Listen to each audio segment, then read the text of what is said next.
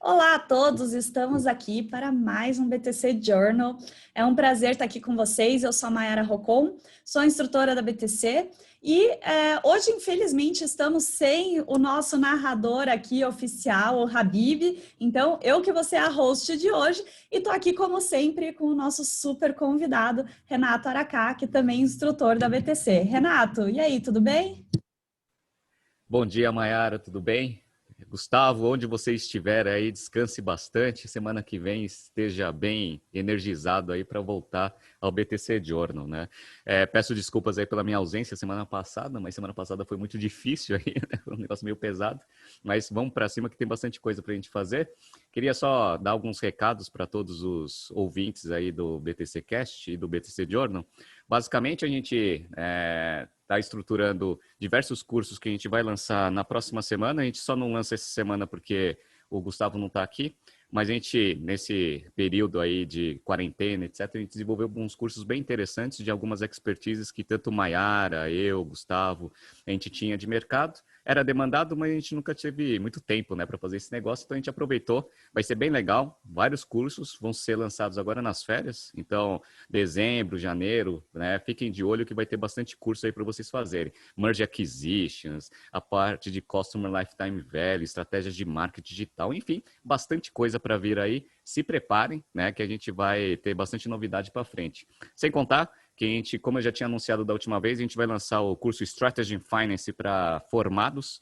Então vai ser um curso bem interessante, onde a gente vai dar toda a base de finanças e a base de estratégia e marketing para pessoas que estão profissionais de mercado, que estão em cargos de liderança ou cargos envolvidos em tomadas de decisão. Daquele nosso jeito BTC de explicar as coisas de uma forma muito fácil de entender e, obviamente, linkando com a realidade, né? O famoso conceito, contexto e caso, que é o nosso modelo tradicional que vem dando bastante certo aí nos nossos cursos regulares.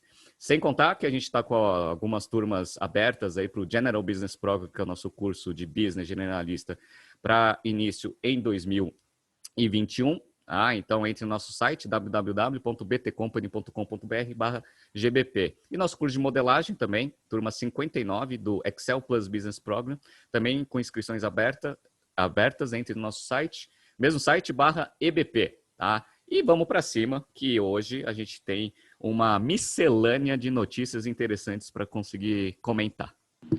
Exato. Hoje faltou aqui assunto para poder aglomerar elas, porque tem muito assunto diferente, né? Então, vamos lá. Se você gosta de poucos assuntos, pelo menos uma ou outra aqui vai te agradar. Vou começar então aqui com a notícia do Brazil Journal, falando: este one-stop shop dos pedreiros é pau para toda obra, né? Então, vou perguntar aqui para o Renato, quem que é essa tal de Juntos Somos Mais e qual a estratégia deles aí? Legal. Essa joint venture, ela foi criada com a Votorantim, Tigre e Gerdau. Votorantim tem 45%, o Votorantim Cimentos. Tem 45% dessa joint venture. A Tigre e a Gerdau têm os outros 55% em participações iguais. Basicamente, a Votorantim Cimentos ela começou um projeto de plano de fidelidade para a parte de construção civil e foi, né, muito bem sucedida nesse projeto. E aí quis criar um marketplace, a princípio, para a venda de produtos para construção civil. Eles falam que esse mercado é um mercado que gira mais ou menos uns 225 bilhões no ano aqui no Brasil. E eles compraram uma empresa, uma startup chamada Trader, né, que basicamente é um marketplace de serviços também para construção civil. Ele tenta juntar pessoas que precisam de algum serviço de algum pedreiro, eventualmente, com os pedreiros. Então você junta oferta com demanda. Tem até uma startup que a gente conhece bastante, chama Get Ninjas, que elas tentam, né, juntar também prestadores de serviços com pessoas que precisam desse serviço. Então é um negócio bem focado ali na parte de construção civil. Então a joint venture comprou essa operação, que foi fundada lá em Porto Alegre, para conseguir juntar agora tudo. Marketplace, que ele já tem uma rede de 80 mil varejistas, né, cadastrados, já tem 370 mil profissionais de obra, então você já tem o canal de venda dos produtos e agora você tem também a parte de serviço. Então eles vão querer fazer o que eles chamam de one-stop shop. Você resolve, né, o seu problema todo em uma plataforma só. Você compra os produtos e ainda arruma uma pessoa para conseguir fazer a obra. Então, uma estratégia bem interessante. Alguns dados interessantes da notícia, ele fala que esse mercado é extremamente pulverizado, então a gente vê lá Leroy Merlin, C&C, acha que o negócio é gigantesco, mas na verdade, quem movimenta esse mercado são as pequenas e médias empresas. Essas, que são aquelas locais, aquelas, né, casas de construção civil que a gente vê em bairro, representam 90% do mercado. Então, assim, é um negócio interessante, vai dar uma consolidada na parte digital, como tudo, né, que a gente está vendo aí na pandemia, o pessoal vem aproveitando que está passando mais tempo em casa para fazer aquelas obrinhas, né, aquelas coisas que eu ia deixando para depois, tanto é que o preço aí dos produtos de construção civil vem crescendo bastante. Mas é uma estratégia interessante aí, interessante analisar os movimentos futuros aí dessa nova operação. Muito interessante mesmo. E é o que a gente fala, né, nas nossas aulas de estratégia. Você fazer integração de cadeia, né? Aqui eles indo um passo para frente para estar mais próximo do consumidor também. Muito legal. Então, agora a gente vai para um assunto que os nossos alunos sempre pedem, que é a parte de energia, né? Então, a Copel está aqui falando dos planos deles e a gente queria falar para vocês. Então, a notícia aqui do Valor, que é Copel estuda negócios em geração e transmissão e mira fonte solar. Então, aqui a Copel deu uma entrevista, né? A Copel, para quem não sabe, é uma estatal de economia mista que fornece energia principalmente para o Paraná, né? Eu, de Curitiba, eu usava energia lá da Copel quando eu morava lá. E aí eles falam, né? Na parte de geração, né? De fazer a energia, assim, de um jeito bem simplório, né? Eles falaram que estão procurando novos investimentos, eles estão olhando o mercado para fazer algum M&A de alguma iniciativa já brownfield. Brownfield é quando você compra alguma coisa que a parte de construção já passou, né? Então você não compra você não faz do zero ali, né? E eles falaram que eles têm um interesse especial aí por energias renováveis. Então, algo que está sexy hoje, né? E eles estão querendo aumentar a participação de renováveis no portfólio deles. Eles até falaram, por exemplo, a gente não tem nada de solar ainda, né? Vamos ver então se eles priorizam ali alguma coisa de solar. Muito legal também para fazer isso crescer. O problema é que em Curitiba não tem sol, tem que ser lá por Maringá, né? Tem que ser em outro lugar. E aí, eles falaram que até entrariam em algum leilão do governo se fosse alguma coisa greenfield, que seria construído do zero, né, o oposto do brownfield, mas só se tivesse sinergia com algumas coisas que eles já fazem. E aí, na parte de distribuição, isso aqui que eu achei super interessante.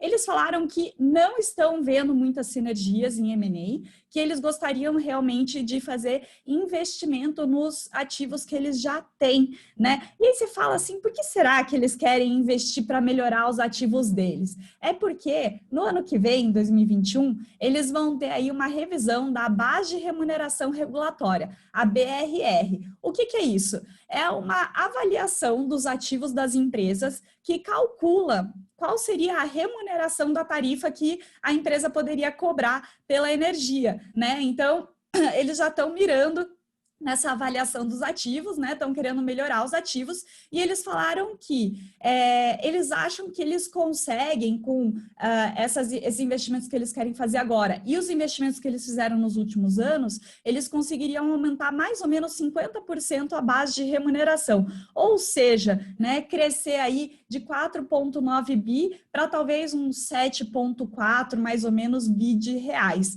Então, eles estão mirando aí em alguns M&As em geração e a melhora dos ativos deles em distribuição, né? Agora, vamos mudar aqui de assunto, né? Como eu falei, são muitos assuntos. E eu vou pedir para o Renato comentar essa notícia aqui da Neofeed, né? Como a Positivo quer fazer de sua área de educação um unicórnio. Renato, eu estou aqui com uma memória desconexa ou a gente já falou da Positivo em educação? Pois é, já falamos. Eu até resgatei, quando eu vi essa notícia, eu achei interessante, dei uma resgatada num BTC Journal que eu analisei uma operação que a Positivo fez na parte de educação. Ó, se vocês quiserem ver, dia 10 de maio de 2019, essa que foi a edição. Naquela época, o que a Positivo fez? Ela estava com uma estratégia de se desfazer de todos os seus ativos de educação por algum motivo estratégico, que eu questionei na época.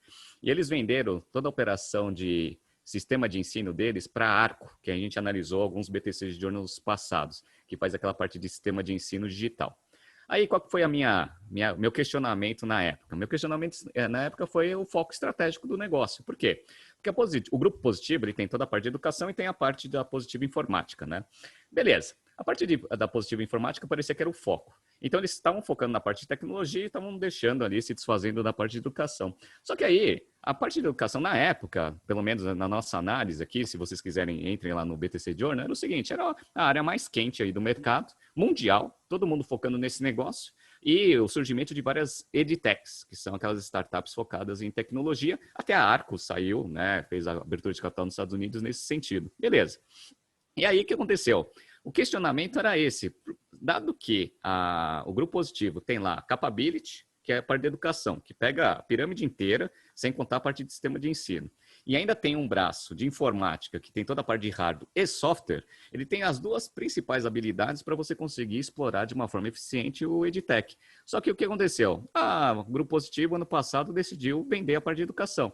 Eu questionei bastante esse negócio do BTC Journal, e foi caso de discussão dentro das aulas do General Business Program, por que a Positivo estava fazendo isso. Eu tenho algumas impressões, obviamente, né, eu falo isso só em sala de aula, mas me fez pelo menos me mudou um pouco aí da estratégia aí do negócio, da minha impressão, essa reportagem do Neofeed, que fala que agora eles estão querendo investir nessa parte de tecnologia de educação. Meio atrasados, né, um ano e pouco atrasados e já sem todos os ativos mais importantes que poderiam ser feitos, eles fizeram lá, eles têm a divisão de tecnologia e educação, fizeram investimento na Mindset, que é uma empresa israelense, e eles vêm tentando pegar bastante sinergia no que eles falam que é a habilidade deles, que é o quê? Eles têm, na venda de computadores, eles têm um contrato, né, um contato com o governo muito forte.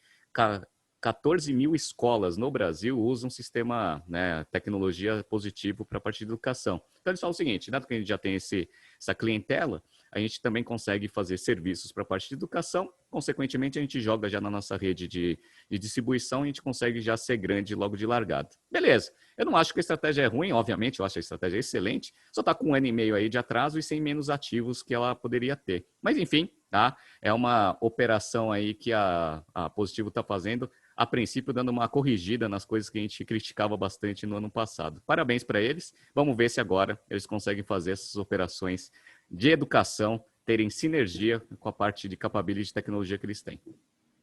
Ótimo, né? E olha como esse mundo é pequeno, né? A gente estava falando da Copel. O presidente da Copel fez a administração na Universidade Positivo. Eu também, moradora de Curitiba, usava material da Positivo nas minhas aulas, né? E realmente, o material deles é muito bom, né? Essa parte de educação, né? Eles tinham um material que ia para a escola do Japão até, né? Dos decassegues lá. Mas, vamos lá, né? Fala aí, Renato. Deixa eu só complementar, dado que você está falando isso, né? Eu lembro que lá, ano passado, a gente falou, eu falei até de um tom meio, né, meio nervoso, assim, por que a Positivo não pega esse sistema de ensino que ela vendeu por 1,6 bilhões para a Arco? Por que ela não pega a capability de tecnologia, empacota isso num sistema digital de ensino e faz um spin-off dessa operação e abre capital lá na Nasdaq, né? Foi exatamente o que a Cogna fez com a Vasta, né? Então, assim, perdeu o bonde, a Cogna levantou 2 bilhões lá nessa operação, agora a Positivo está correndo atrás. Mas vamos ver, né? Eu falo assim, pior do que você errar é você continuar no erro. Então, se eles viram que, né, fizeram besteira no passado e estão tentando corrigir, menos pior do que continuar no erro estratégico da companhia. E é bom, é o que você falou. Muita gente do Sul conhece a Positivo e sabe que o negócio é muito forte, né? E até se espantarem ver o Grupo Positivo vendendo seu sistema de ensino tão conhecido no mercado. Ótimo. Agora vamos lá falar de marcas esportivas, né? O nosso tema aqui mais amplo de hoje, com 2 notícias. E eu vou começar falando aqui da notícia da Neofeed. Dona da Olímpicos agora corre atrás com Mizuno no Brasil. Então, o que está acontecendo aqui, né? A Vulcabras, que né, tem ali já atuação em artigos esportivos com a marca Olímpicos e também com licenciamento no Brasil da Under Armour, resolveu agora fazer parceria com a Mizuno, né? Então, falar um pouquinho aqui, a Vulcabras, então, ela tem a parte de artigos esportivos como carro-chefe da empresa. Então, apesar dessa área ter caído 46% com a pandemia, agora no primeiro semestre de 2020, essa área respondeu por 70% da receita deles, de 337 milhões no total. Então, é muito grande, né? Eles estavam aí já há 3 anos, mais ou menos, fazendo uma reestruturação, né? Então, eu imagino que agora, mesmo com essa queda de pandemia, eles falaram, não, agora estamos bem com a reestruturação, vamos focar em crescimento, né? Eles chegaram a demitir 30 mil funcionários, fecharam 26 das 29 fábricas, e o último movimento que eles fizeram agora foi a venda de uma das fábricas, né? Eles também tiveram a ajuda da Galease aí para fazer isso, que é muito conhecida por reestruturações e corte de custo, né? E aí eles fizeram essa parceria com a Mizuno. Vamos contar aqui um pouquinho da história da Mizuno.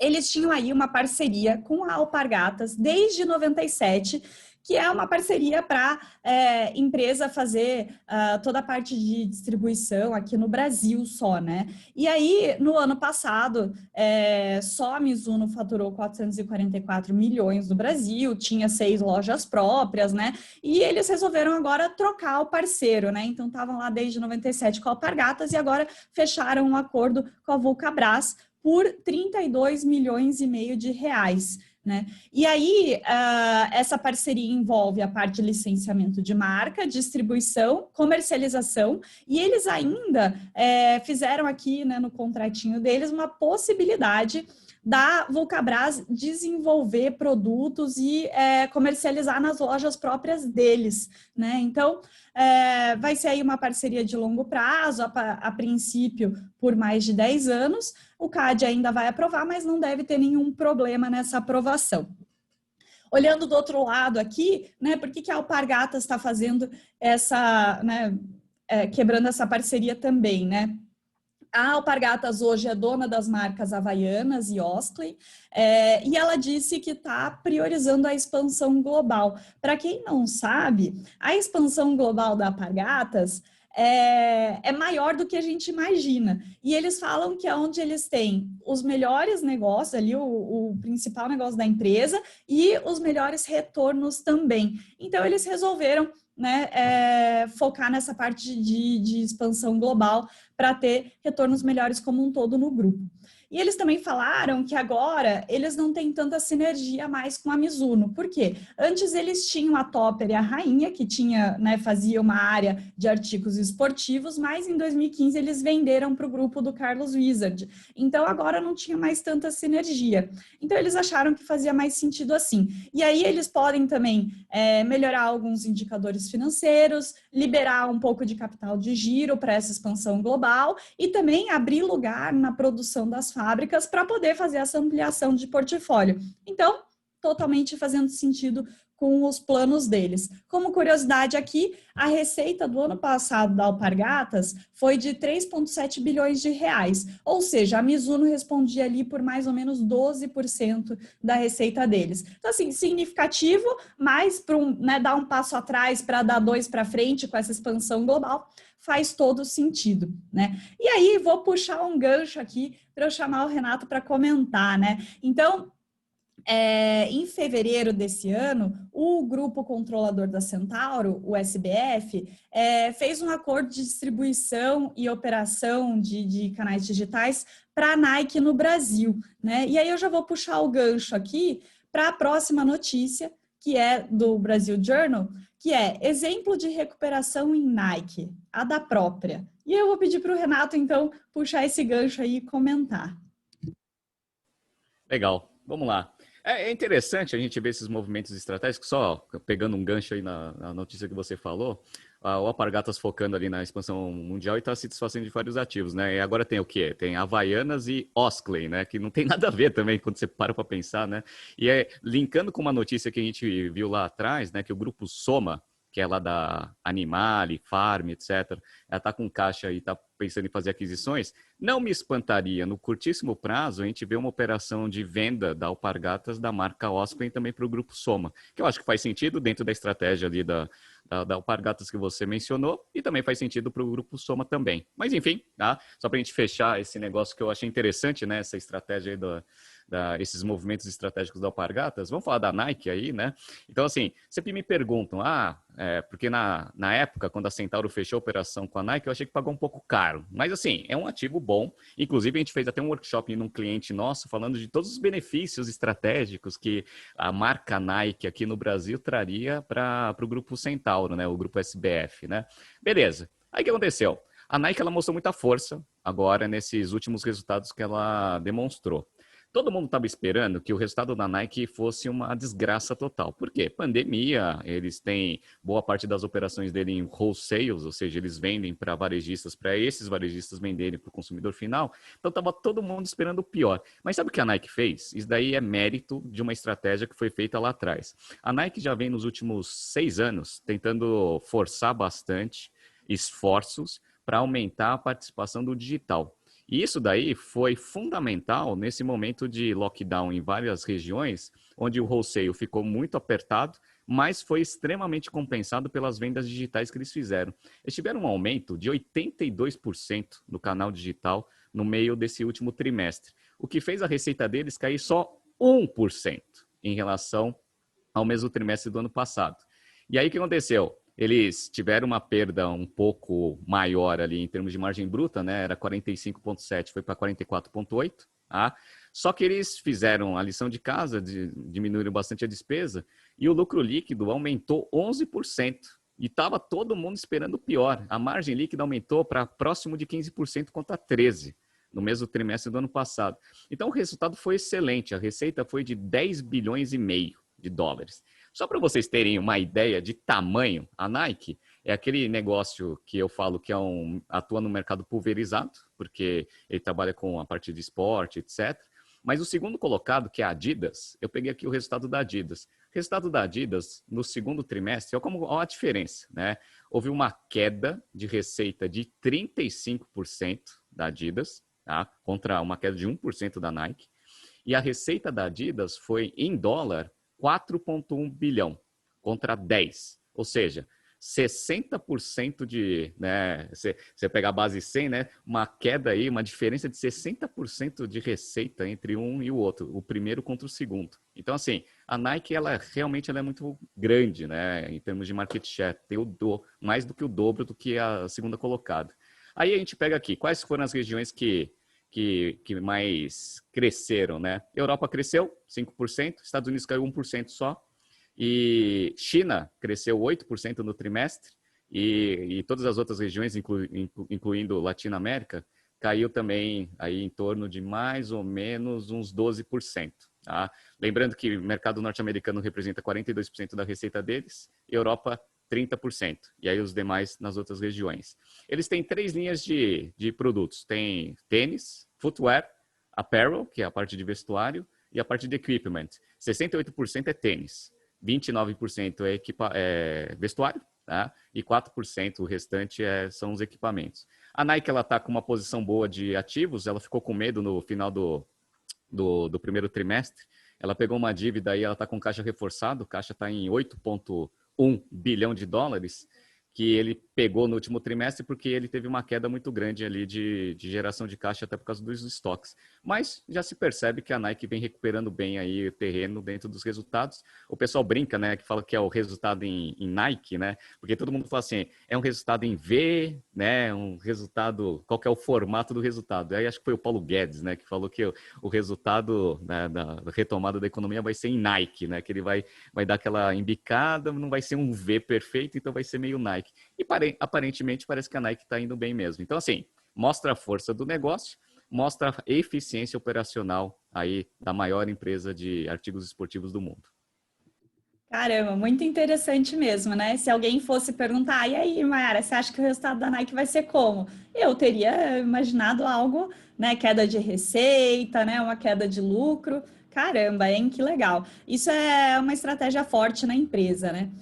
Agora vamos para o mundo de de remédios barra IPO, né? Não pode faltar o tema IPO toda semana, que está muito quente, mas a gente vai falar de um IPO lá nos Estados Unidos, que é da GoodRx, né? Então a notícia aqui é do Brasil Journal e fala: GoodRx, no IPO do remédio barato não teve desconto, né? Então, para começar aí, para quem não conhece a GoodRx, que a maioria de nós brasileiros aqui, né? Ela é uma health tech que ajuda os consumidores a comparar preços de remédio com prescrição, né? Então, não é aquele OTC, que é o over the counter, né? São remédios com prescrição, que nos Estados Unidos né, são realmente só de farmácia, e aqui qualquer prescrição, né? Seja a tarja vermelha ou preta, né? Eles foram fundados em 2011, e a intenção aqui dos fundadores, inclusive um deles é ex-Facebook, foi de replicar aqueles sites de comparação de preço que a gente tem, né? Tipo um Buscapé, por exemplo, ou comparação de preço de carro, para também ter comparação de preço de remédios. E aí eles coletam informações de mais de 70 mil farmácias lá nos Estados Unidos, monitoram e comparam esses preços, eles distribuem cupons para os clientes e ainda tem um serviço de assinatura que aí você consegue descontos adicionais e ainda pode fazer consultas por telemedicina para tirar alguma dúvida ali e aqui. E aí você fala, nossa, legal, mas como que eles ganham dinheiro, né? Porque o Buscapé ganha dinheiro com os cliques ou ganha dinheiro com propagandas no site, né? Aqui eles ganham dinheiro com as PBMs, que são Pharmacy Benefit Managers, né? Os gerenciadores de benefícios de farmácia, que são empresas como se fosse uma Nielsen, mas de remédios. E aqui no Brasil existe isso também, né? Então, quando você vai na farmácia, dá uma receita, a farmácia anota ali, né? O seu nome, o seu CPF, o remédio que você está comprando, o CRM do médico que te prescreveu, e aí essas empresas, eles fazem uma base de desconto da indústria para a farmácia, então a farmácia também aqui no Brasil ganha com isso, e aí as indústrias farmacêuticas conseguem comprar essas bases e não só acompanhar como está indo as vendas de remédio, né, que é o que a Nielsen faz, mas eles também conseguem ver, né, qual é o médico que mais prescreve o meu medicamento, e aí depois lá no final do ano eles dão uma viagem, né, para Cancún, para o médico que mais prescreve, que aí já chega numa parte que eu não acho muito legal, mas não vou entrar nesse assunto polêmico, né? E aqui, a GoodRx, ela consegue se beneficiar de um ponto que, se aqui no Brasil a gente acha que os preços de remédio variam muito, lá é mais ainda, né? Tem uma disparidade muito grande. A reportagem até pega aqui um exemplo de um remédio para colesterol que ela jogou lá no site da GoodRx no dia da reportagem, e ele tinha de preços de $19 na Costco, que é uma farmácia de lá, até $250 na Walgreens. Olha que disparidade. E aí, com o cupom da GoodRx, você conseguiria baixar esses preços, respectivamente, para R$ 8,25 e R$ 48,50. Então, assim, diminui a diferença ali também e diminui o tanto que você paga no final. Então, né, faz todo sentido você entrar no site da GoodRx, ser inscrito deles, pegar o cupom deles. E é por isso que hoje eles já estão com mais de 5 milhões de usuários ativos mensais nos Estados Unidos. Eles tiveram um faturamento em 2019 de 388 milhões de dólares, e que foi 55% maior do que o de 2018. O lucro deles também está muito bom, né? Eles estão com 17% de margem de lucro líquido, que dá 66 milhões de dólares. E eles já dão lucro desde 2016. Então, em 5 anos de fundação, eles já deram lucro. Então, o legal aqui foi que eles fizeram um IPO, né? No IPO, eles foram avaliados em quase 13 bi de dólares, que foi 4,5 vezes mais do que o último valuation deles da última rodada de investimento em 2018. E as ações até foram precificadas acima do esperado, mas, bem, a gente viu que eles estão fazendo sucesso, né? Então, fez sentido aqui, e eles conseguiram levantar 1,1 bi de dólares, principalmente em ações primárias. E aí o único risco que eles apontavam ali, mais né, robusto ali no prospecto de IPO deles, é que poderia haver uma reforma no sistema de saúde americano que tornasse o acesso a remédios baratos maior nos Estados Unidos. Bem, até aí, né, só se o Obama voltar para a presidência, porque pelo Trump isso não vai acontecer, né? Vou aqui para a próxima notícia, que é da Microsoft, né? Ela é lá da Forbes e ela fala: Microsoft compra a controladora da Bethesda por 7,5 bi de dólar. E vou pedir aqui para o Renato comentar essa notícia. Bom, a gente vai falar aqui de uma empresa que eu adoro e tem, para mim, a melhor estratégia de todas essas empresas que a gente vem analisando no BTC Journal, que é a famosa Microsoft, né? Então vamos falar um pouco da transação, depois eu falo um pouco da Microsoft. Microsoft está investindo bastante na parte de games, que é um mercado que vem crescendo bastante, principalmente com pandemia, essa parte de entretenimento em casa. E eles estão dando foco bastante no modelo de assinatura que eles têm lá para o Xbox, que chama Game Pass. Eles já atingiram 15 milhões de assinantes. E a unidade Xbox cresceu nesse último trimestre 68%. Então a galera fica em casa, né, fica jogando videogame, né? Então eles estão dando bastante foco nisso. A gente falou algum tempo atrás aí também da Sony, focando nesse segmento, porque está crescendo bastante. Enfim, por que eu gosto da Microsoft? A Microsoft, ela tem 3 unidades de negócio: a Productivity and Business Process, que é basicamente o Office e tudo que está pendurado dentro do Office 365. O Intelligent Cloud, que toda a parte de serviço de cloud deles, Azure, SQL Service, etc. E More Personal Computing, que é as demais unidades, que é o LinkedIn, que é o Bing, que é também o Xbox, que a gente está comentando aqui. Legal. Eles compraram essa empresa por 7,5 bi de dólares e eu fui dar uma olhada nos jogos. Já faz bastante tempo que eu não jogo videogame, né?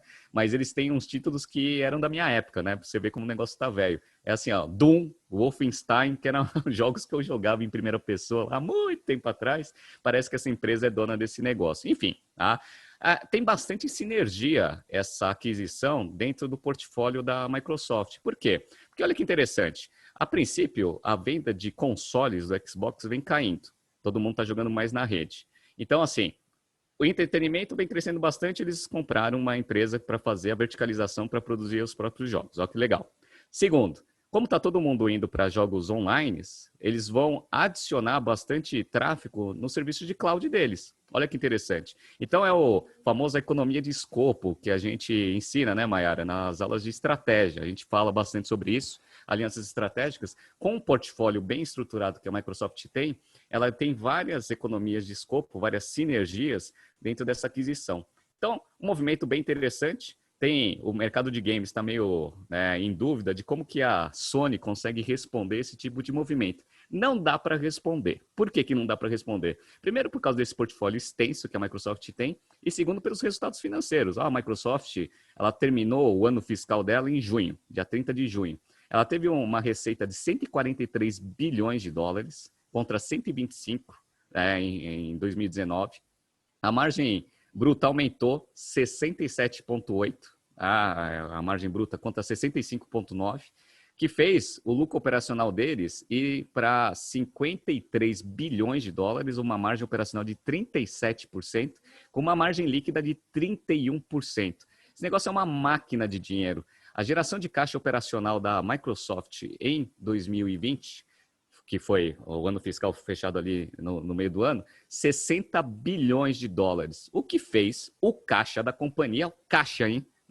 Ir para 136 bilhões de dólares. Imagina você entrando na sua conta corrente, Mayara, e aí você olha assim, quanto que eu tenho lá nos meus investimentos, né? 136 bilhões de dólares. Então, assim, 7,5, que foi o que foi pago aí pela essa empresa de jogos, sabe aquele dinheirinho, a reserva que você deixa na conta corrente? Se cair alguma continha ali para não ficar, né, no negativo, deixa eu deixar ali um saldinho na conta corrente. É o 7,5 que a Microsoft tem. Então, assim, a Microsoft ela tem um poder de mercado muito grande pela sua diversificação de portfólio. Ela tem muito caixa e ela está investindo fortemente na sinergia dentro do seu portfólio. Então, a gente vê um crescimento muito grande na parte de cloud, que eles vêm fazendo, né? Inclusive, eles estavam interessados em comprar o TikTok justamente para conseguir integrar, né, dentro do portfólio deles. E agora, com esse negócio de jogos, se eles focarem bastante, eles vão também ganhar bastante sinergia. Só como informação, acho que eu devo ter falado isso, só a parte de Xbox e todos os títulos que eles tiveram, 68% de crescimento no último trimestre. Então, assim, Microsoft continua forte, é a segunda empresa em valor de mercado lá no mercado norte-americano, só perde para a Apple. Eu peguei aqui, ó, a Apple está valendo 1,8 trilhões de dólares e a Microsoft 1,51 trilhões. Está um pouquinho acima da Amazon, que é 1,5 também, só que um pouco abaixo. É uma empresa que sempre está ali entre os top 3 ali em valor de mercado e tem esse portfólio aí bem estruturado. Se a gente for pegar Apple, Microsoft e Amazon, eu aposto 100% na Microsoft, porque eu acho que é a melhor estratégia de portfólio que tem das três, e também é uma empresa que vem apostando em alguns segmentos muito promissores no futuro. Muito bom, né? Então ganha dinheiro quem tem dinheiro, né? Agora vamos aqui para uma notícia que a gente já estava esperando há um tempo, né? Uma notícia do valor. Ambev coloca em operação fábrica de latas em Sete Lagoas, Minas Gerais, né? Por que a gente está esperando há um tempo? Porque a gente está comentando desse exemplo nas aulas de estratégia, porque é o melhor exemplo. Então, eu já chego lá, né? Por que a gente comenta? Primeiro, né? Então, a notícia aqui fala que a Ambev estava aí fazendo essa fábrica de latinhas principalmente, mas também faz alguma coisa de tampas, lá em Minas, e eles querem produzir 1,5 bilhão de latinhas por ano. Eles precisaram aí de 700 milhões de reais de investimento nessa fábrica. Eles usam 100% de alumínio do Brasil, sendo que 75% do alumínio utilizado aqui é de origem reciclada. E eles também querem que a energia da fábrica seja 100% renovável, né? Então, projeto legal aí. Por que a gente está falando tanto dessa fábrica? Porque é o melhor exemplo de 5 Force de Porter quando a gente fala em poder de barganha de cliente, quando ele tem a capacidade de integrar a cadeia para trás. Ou seja, né, imagina o poder de barganha da Ambev agora com os produtores de latinha, agora que ela tem a fábrica, né, a própria fábrica de latinha. Então, ela chega na mesa para os produtores e fala assim, e aí, você vai colocar aquele aumento gordo que você falou e eu vou ter que fazer uma linha a mais de produção de latinha na minha fábrica, ou você vai colocar zero aumento que nem eu quero, né? E aí, você tem muito poder de barganha, né? Então, essa integração para trás da cadeia é sensacional, esse movimento da Ambev aí, mesmo que as latinhas produzidas por eles não seja da melhor eficiência ou do menor custo entre os fornecedores, isso aí já traz um poder enorme com os outros fornecedores, né? E essa inauguração vem em boa hora, porque eles, na verdade, eles perceberam que o consumo de latinhas aumentou na quarentena, que nem a gente falou, acho que uns 2 BTCs Journals atrás, e aí eles adiantaram as obras para poder fazer essa inauguração antes. Então, dando aqui um parâmetro, né, a gente falou não só que os custos de latinha de alumínio tinham crescido por causa do dólar que aumentou, e também estava aí com o perigo de faltar latinha de alumínio no mercado, porque na quarentena as pessoas pararam de consumir em bar, começaram a consumir mais em casa. Quando consome em bar, você consome cerveja em vidro, quando você consome em casa, você consome em latinha de alumínio. Então, para ter uma noção, as vendas no segundo tri de latinhas representaram 70% das vendas totais da Ambev, o que normalmente, né, versus o ano passado, foi 40%. Então, realmente, aumentou muito esse consumo. Então, legal que a gente sempre falava aí da Ambev nas aulas de estratégia, agora a gente pode falar que já está em operação a fábrica, né? E eu vou passar agora para o Renato aí. Fala, Renato. Não, só uma coisa interessante, porque eu falo que a gente, geralmente, quando a gente discute estratégia em vários segmentos que podem ser aplicados em qualquer segmento, né? Tem muita gente que fala o seguinte, não, mas eu quero um caso do meu segmento. Eu falo assim, não precisa ser do seu segmento, só você ter discernimento para ver que a estratégia é a mesma. Por exemplo, nesse caso aí que você falou da Ambev, ela tem lá a fábrica de latinha, né? E aí tem todo o poder de barganha, verticalização para trás que você explicou. E aí o que acontece? Tem um outro projeto que a Ambev está tentando fazer, que é a parte de vinho em lata. Lembra que a gente falou falou, também há uns BTCs de anos passados, aí você fala o seguinte, por que que a Ambev está querendo fazer vinho em lata, né? Aí você começa a juntar as coisas. Bom, vai ter uma fábrica de latinha, eventualmente, né? Uma capacidade aí grande que vai suprir boa parte da produção de cerveja em lata e também, eventualmente, vai sobrar um pouco de produção que você pode, colocando um novo produto, que é o vinho, né? Você ganha escala dentro dessa produção de latas também, que é mais ou menos a mesma coisa que a gente acabou de falar da Microsoft. A Microsoft ela vai lá, pega lá a parte de jogos e aí ela vai transmitir, né, toda a parte de games, que é uma unidade de negócio que ele tem, só que ele vai usar toda a estrutura do cloud, que é uma unidade de negócio também que a Microsoft tem. Então, assim, quando você pega assim, o paralelo entre essas duas notícias, você vê que a estratégia é a mesma, né? E os ganhos de sinergia são os mesmos, só que um é mercado de tecnologia e o outro é o mercado aí de bebidas. Então, é bem interessante isso daí, para a gente, né, ter na cabeça que a gente analisando cases de outros segmentos, a gente consegue ter o discernimento de eventualmente ver alguma coisa parecida num setor que não tem absolutamente nada a ver. Interessante isso. Muito boa, Renato, obrigada.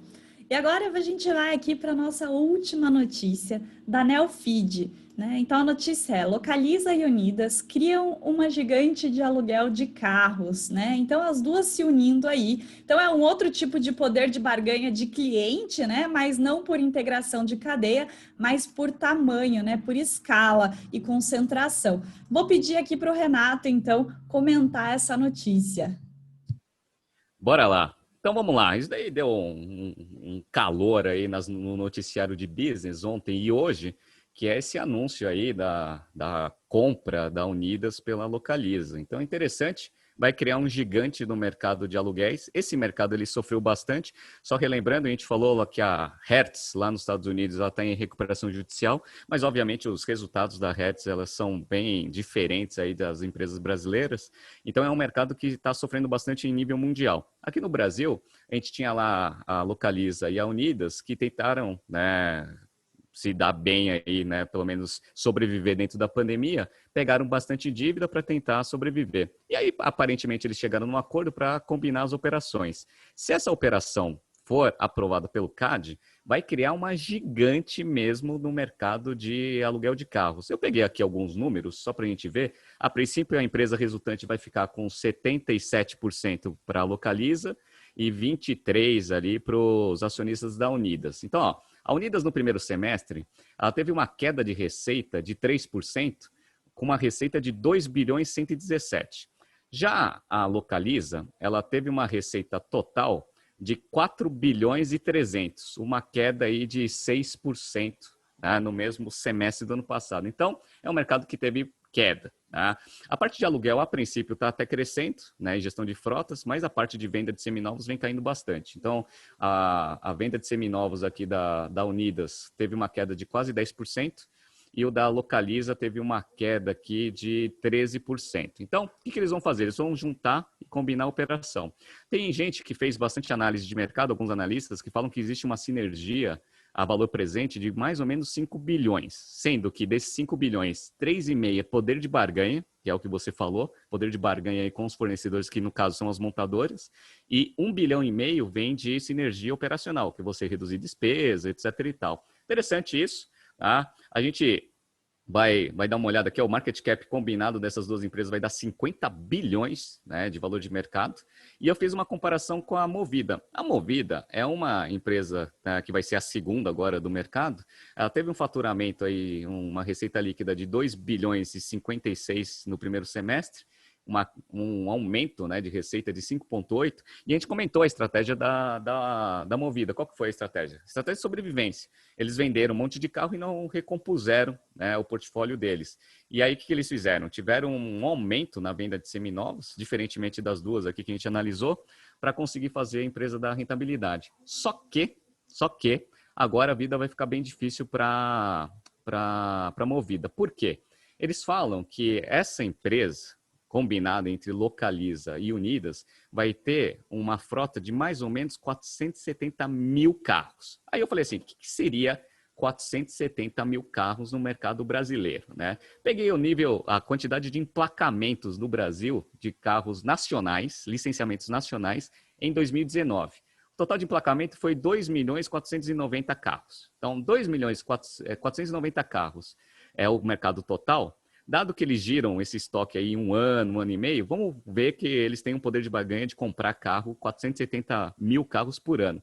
470 mil carros contra 2.490.000 dá quase 20%, dá 18,8% de market share. Imagina o poder de barganha dessa empresa combinada na hora de comprar carro com as montadoras. Vai ser um poder de barganha absurdo, 20%, né, do mercado vai ficar na mão desses caras. Então, assim, vamos ver aí o que o CAD vai decidir, né? Existe uma concentração muito grande ali na parte de serviços e até esse poder de barganha ali com o fornecedor, mas a princípio, como o mercado está muito ruim, o CAD geralmente para fazer as empresas sobreviverem, ele meio que fecha o olho e vai deixando passar algumas coisas. Por exemplo, a aviação, a gente viu que o CAD provavelmente vai ser extremamente flexível ali na junção Latam e Azul e Gol, eventualmente, se eles quiserem se combinar ali em termos de operações. Provavelmente nesse mercado que está sofrendo bastante, também acho que vai ser a mesma coisa.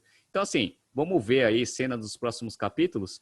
Uma das razões que eu consegui analisar dentro do balanço, que eu não vi, né, noticiado em lugar nenhum, foi o quê? A Localiza, ela teve que se alavancar muito para sobreviver nesse período de pandemia. Então, a dívida líquida deles está mais ou menos 8,7 bilhões. Com um EBITDA projetado de mais ou menos uns 2 bi e pouquinho, dá uma dívida líquida sobre EBITDA de uns 3,5, mais ou menos, tá? A Unidas está com nível de endividamento um pouco melhor, mas também está próximo de 3, tá? Então, está 2,9.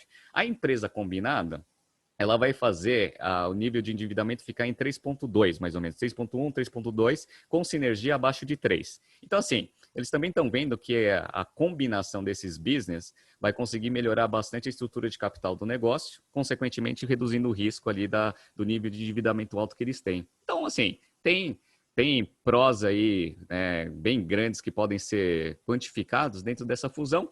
O único questionamento que a gente tem é como que o CAD vai analisar essa operação. Eu acredito que ele vai fazer vista grossa, vai deixar a coisa andar. E aí vai criar a famosa líder de mercado com um faturamento aí muito maior do que a segunda, que é a Movida. Vamos ver cenas dos próximos capítulos, mas é um mercado bem interessante. A gente tem até um caso nas nossas aulas de finanças ali da Movida. Eu particularmente gosto muito desse modelo de aluguel de carro. E, consequentemente, né, também falo nas aulas de estratégia que eu acho que um movimento natural aí no futuro é as montadoras começarem a gerir também o aluguel dos próprios carros, indo para a parte de serviço, não só focando em carro. Vamos ver como que essa coisa vai acontecer. Bem interessante mesmo, e a gente está seguindo aí os movimentos, né? Então vamos lá. Hoje a gente terminou aqui as notícias. Muito obrigada pela participação aí. Renato, quer mandar algum recado? Sim, quero mandar um abraço para todos os alunos aí do GBP, que a gente está desenvolvendo pensamento estratégico na parte de finanças e valuation. O pessoal vem começando a ter bastante base ali para a gente ter algumas discussões bem interessantes de mercado. Gostaria de mandar um abraço para todas as turmas e para você que quer fazer parte também das nossas turmas do GBP no ano que vem. Inscrições abertas, não esqueçam. Então, até a próxima semana. Tchau, Mayara. Tchau, pessoal. Até semana que vem.